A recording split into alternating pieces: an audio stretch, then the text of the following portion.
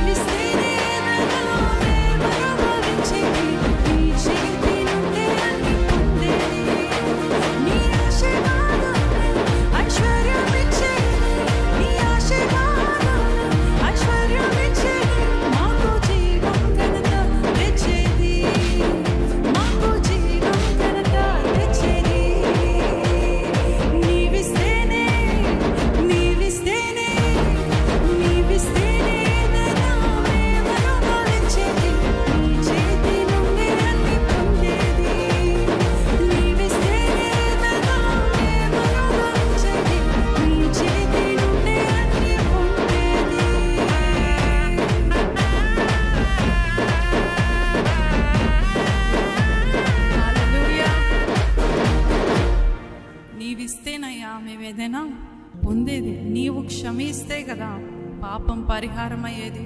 నీవు సెలవిస్తే కదా క్షేమం సంతోషం వచ్చేది. నీవు కరుణిస్తే కదా కష్టమునకు తగ్గ ఫలితం దక్కేది. అవునా కదండి? ఆయన చేస్తే, ఆయన ఇస్తేనే మనం ఈరోజు అనుభవిస్తున్నాం. మనం కన్నా ఎక్కువ కష్టపడే వాళ్ళు ఈ లోకంలో ఉన్నారు. మనకన్నా భక్తిలో ఎక్కువ మంది ఎక్కువ భక్తి కలిగిన వాళ్ళు ఎంతోమంది ఉన్నారు. కానీ దేవుడు మనపైన కృప చూపిస్తున్నాడు, మనపైన కరుణిస్తున్నాడు. మనల్ని ఇంతగా దేవుడు మనల్ని దీవించాడు అని అంటే అది కేవలం నీవిచ్చిందేనయ్యా.